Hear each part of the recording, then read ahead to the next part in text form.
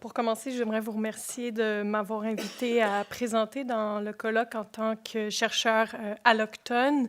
Et j'aimerais remercier particulièrement en fait, les présentateurs et présentatrices de ce matin qui ont mis la table en parlant déjà de choses que j'allais aborder dans la présentation. Donc, ils ont presque tout dit ce que je voulais dire en introduction, particulièrement ce qui a trait aux conséquences ou à certains aspects du colonialisme sur la transformation des sociétés, des familles et du rôle social des individus au sein de leur famille et de leur communauté. Aussi, le lien qu'il y a entre le rôle social et l'identité de genre dans les communautés autochtones, mais je pense que ça va au-delà des communautés autochtones. Aujourd'hui, je vais vous parler d'un projet de recherche en collaboration avec une communauté inuit Nunavut. Et finalement, donc, l'objectif de ce projet-là, c'est vraiment, comme disaient beaucoup de chercheurs ce matin, c'est de rendre visible ou de re-rendre visible, je devrais dire, la place des femmes autochtones au sein de leur famille, de leur communauté. Et je pense qu'un peu l'objectif de ce projet-là est exactement ça.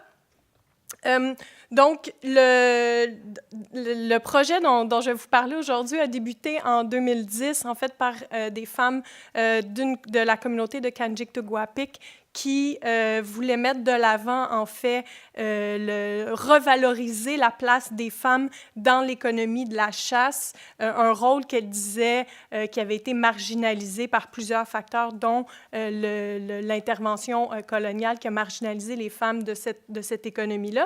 Donc, ça a débuté en 2010 et moi, je me suis joint au projet en 2012. Alors, c'est un projet qui est encore en cours parce qu'il y a un deuxième volet au projet. Je vais parler seulement d'un aspect de ce projet-là aujourd'hui. Donc, je vais vous montrer un petit peu les approches de la recherche, le contexte dans lequel ça a été fait avec les différentes échelles d'analyse. On est parti du territoire du Nunavut, on a regardé une communauté Kanjiktuguapik et ensuite, on s'est intéressé à l'échelle de la famille de l'individu. Donc, je vais vous présenter après ça la communauté et un peu de discussion et conclusion. Donc, je suis géographe culturelle et je m'intéresse dans mes projets de collaboration particulièrement à l'importance de la culture dans la transformation à la fois des territoires et des sociétés, des modes de vie des individus et des communautés. Et particulièrement dans ce projet-là que les femmes ont commencé dans la communauté, je pense que l'aspect territoire et culture est extrêmement important. Un aspect important dont je ne reviendrai pas trop dessus, c'est le contexte colonial qui a transformé particulièrement dans l'Arctique canadien les politiques sociales ainsi que les politiques de relocalisation des familles ont profondément transformé le rôle social des femmes et souvent mené à leur marginalisation au sein de leur famille et de leur communauté. Particulièrement la culture dominante qui a favorisé les structures patriarcales au détriment d'une division sociale, culturelle du travail qui était traditionnellement beaucoup plus égalitairement partagée. Alors, la culture dominante a favorisé une imposition de normes, notamment en ce qui a trait au travail, ce qui a trait au rôle social des femmes, qui était imprégné par la culture dominante. Et là, j'ai comme pas mes notes sur le PowerPoint. Je ne sais pas comment, si je peux sortir de ce PowerPoint-là pour le mettre en mode, excusez-moi, en mode présentation de présentateur. Excusez-moi. Pardon? Oui, bien, j'aimerais ça pouvoir vous les lire un petit peu. Oui, OK. Parce que là, si je le remets comme ça fonctionne pas. Je suis désolée. En fait, si tu le fais là, ça marche pas. Je suis désolée. C'est correct. Non, c'est ça me donne pas mes petites notes à côté.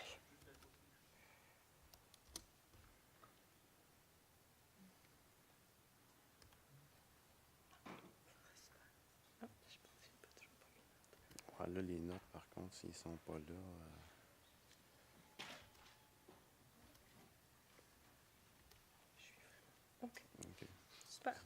Est-ce que vous voyez? OK, Ouais. je vais me remettre à ma... Je pense que tu peux zoomer OK, comme ça. excellent. Je sais pas, t'étais... Merci. Je suis vraiment désolée.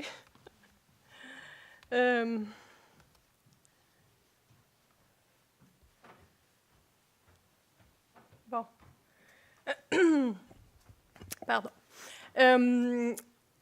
Donc, je parlais de la culture dominante qui a favorisé une conception de la division du travail entre les sexes qui était basée vraiment sur une culture autre que la culture inuite. Et ces legs-là ont façonné des relations de pouvoir entre les sexes qui ont contribué à la marginalisation des femmes par rapport à la redistribution, au rapport de force, des responsabilités qui étaient précédemment partagées.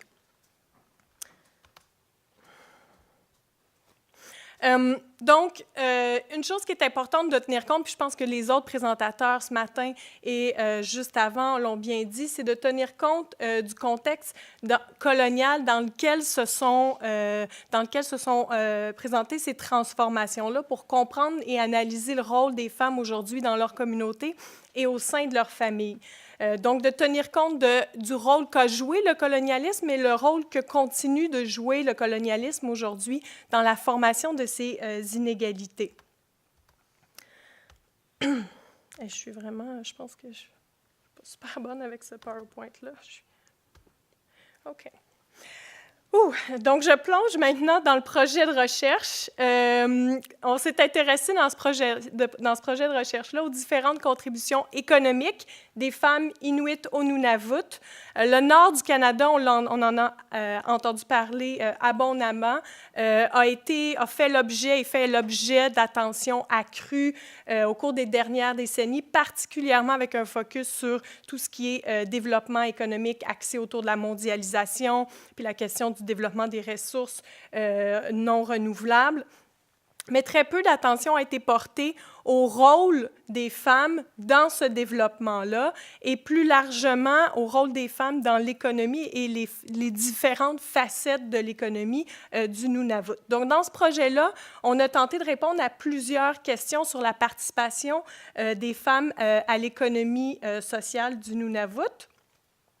On s'est demandé comment l'environnement économique favorise-t-il ou limite-t-il la participation des femmes au marché du travail salarié et quels sont les impacts des transformations économiques récentes sur la société, les communautés et les familles inuites. Donc, juste pour faire un petit portrait rapide, au Nunavut, en 2016, on est un petit peu plus de 37 000 individus, où 85 % de la population s'identifie comme inuit, et c'est parmi les populations au Canada qui s'accroît le plus rapidement. Donc, la population est très jeune. 3 secteurs d'activité principales, la construction, l'extraction et l'exploration gazière minière et l'administration publique. Mais un aspect très intéressant de l'économie du Nunavut, c'est les aspects de genre. Dans l'administration publique aujourd'hui, 7 sur 10 employés sont des femmes. Si on regarde les taux d'activité au Nunavut entre 1994 et 2016, on voit que pour les femmes inuites en rouge, il y a une progression qui s'est faite comparativement aux hommes ici en noir et que depuis 2006, les femmes ont des taux d'activité, des taux d'emploi qui sont plus élevés que les hommes. En termes de revenus, on voit aussi la progression des femmes inuites avec des écarts salariaux qui sont plus petits et même en 2016, pour la première fois, on a un renversement des écarts avec les femmes qui gagnent légèrement plus que les hommes. Et donc, à l'échelle du territoire du Nunavut, on voit que le développement de l'économie de marché semble avoir favorisé les femmes avec une augmentation constante de leur taux d'activité et de leurs revenus. Mais on s'est demandé qu'est-ce que ça signifie au niveau des communautés et des individus, particulièrement ce qui a trait aux questions de l'économie de la chasse. À partir de ces données, je vais passer à Kanjik-Tugwapik, le cas d'étude, On a analysé le travail et les responsabilités des femmes dans le contexte de l'économie mixte. Le projet, comme je disais, s'est échelonné de 2010 à 2015, puis on aura une autre phase à partir de 2020. Puis je pourrais en parler un petit peu plus si vous êtes intéressés après. Donc, Kanjiktuguapik, c'est une communauté moyenne sur les rives est de l'île Qikiqtarjuq ou l'île de Baffin, avec une population juste au-dessus de 1000 individus. Puis on a 29 femmes et leurs familles qui ont participé au projet, environ 15 %. Je vais passer vite sur les méthodes. On a eu des approches à la fois des entretiens, des calendriers personnels et des récits qui ont été faits dans des groupes de discussion, puis aussi des journaux économiques qui ont été remplis pour essayer de voir comment le flot d'argent, de revenus et les dépenses étaient organisés au sein des familles et à l'échelle de la communauté.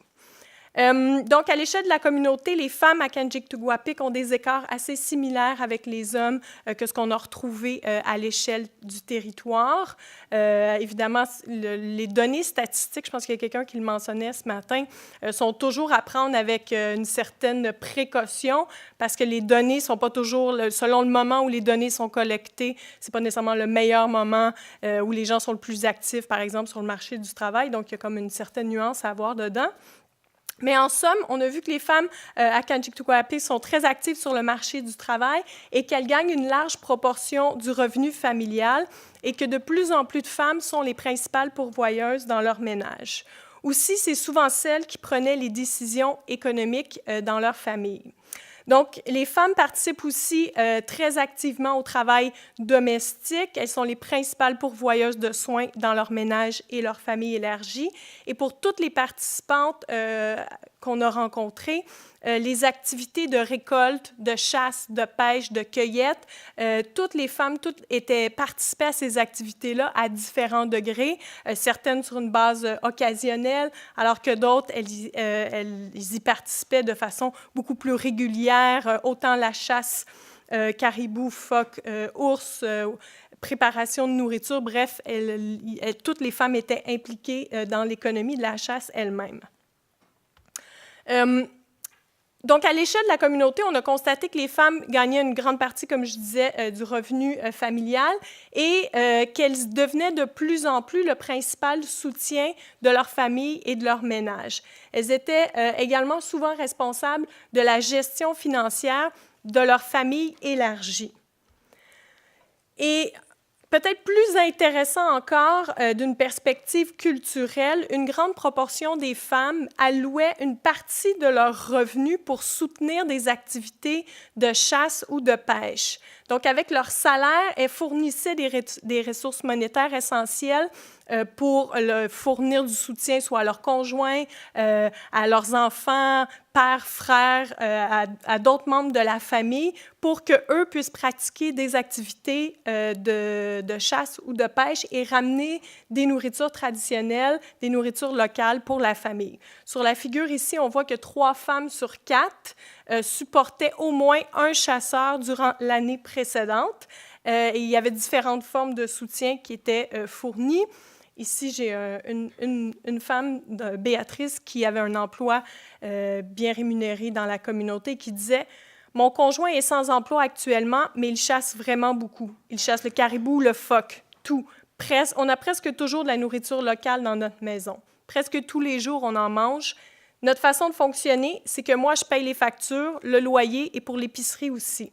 À chaque paye, je transfère 300 $ dans le compte de mon conjoint. Comme ça, il s'occupe d'acheter son équipement de chasse. » Dans ses journaux économiques, Béatrice rapportait énormément de dépenses liées à la chasse, parfois même 3 fois par jour dans une même journée. Et comme beaucoup de femmes, les raisons qui étaient évoquées pour ça, c'était vraiment pour avoir accès aux nourritures locales et donc de renforcer les valeurs, l'identité et la culture inuite. Donc, pour beaucoup de participantes, l'emploi salarié des femmes est une stratégie qui leur permet de contribuer aux pratiques culturelles de leur communauté et de maintenir l'identité. ce qui a un impact aussi beaucoup plus large à l'échelle de la communauté. Donc, on a montré que les femmes participent activement au marché du travail et que leurs revenus se sont accrus substantiellement et qu'à travers leurs revenus, elles soutiennent des activités directement reliées à la culture et à l'identité inuite. Et en discutant autour des enjeux d'argent et de travail avec les participants, on a trouvé que les enjeux étaient intimement liés aux questions identitaires et territoriales. C'est-à-dire que l'identité inuite passe par le lien au territoire, un lien qui est à la fois physique, psychologique, spirituel, et que les femmes, à travers leur transfert d'argent, donc de leurs revenus vers des activités de chasse et de collecte, elles permettent de garder ce lien au territoire encore vivant. Donc, je pense un petit peu rapidement, je sais que c'est terminé. Donc, l'accès au territoire est très difficile. S'il y en a qui sont déjà allés dans le Nord, ça coûte extrêmement cher. L'équipement pour aller sur le territoire, pour reconnecter avec les lieux traditionnels, aller dans les camps de chasse, les camps de pêche, tout coûte extrêmement cher. Et donc, le support financier des femmes, aujourd'hui, dans beaucoup de communautés, est devenu essentiel pour avoir accès à ces lieux-là. Donc, c'est pas simplement un rôle économique que jouent les femmes, mais vraiment un rôle beaucoup plus large de reconnexion avec la culture et avec l'accès au territoire. Donc, en conclusion, je voudrais ouvrir la discussion sur l'importance de la culture dans la compréhension qu'on a des choix économiques, dans ce cas-ci, des femmes inuites. Parce que pour beaucoup de femmes rencontrées à Kanjiktuguapik, l'emploi était vraiment décrit comme une stratégie pour maintenir leur lien avec la culture et avec le territoire. Donc, certaines femmes occupaient un emploi, mais si l'emploi devenait trop contraignant pour avoir accès à leur lieu de chasse, il y avait trop de contraintes d'horaire et tout, elles allaient quitter l'emploi pour aller vers un autre emploi qui leur permettait de continuer à avoir ce lien-là. Donc, je pense qu'il y a un apport extrêmement important à mettre en valeur ici. Et je voudrais vous remercier. Désolée des petits inconvénients de début de présentation. Merci, j'espère que vous avez des questions à la fin.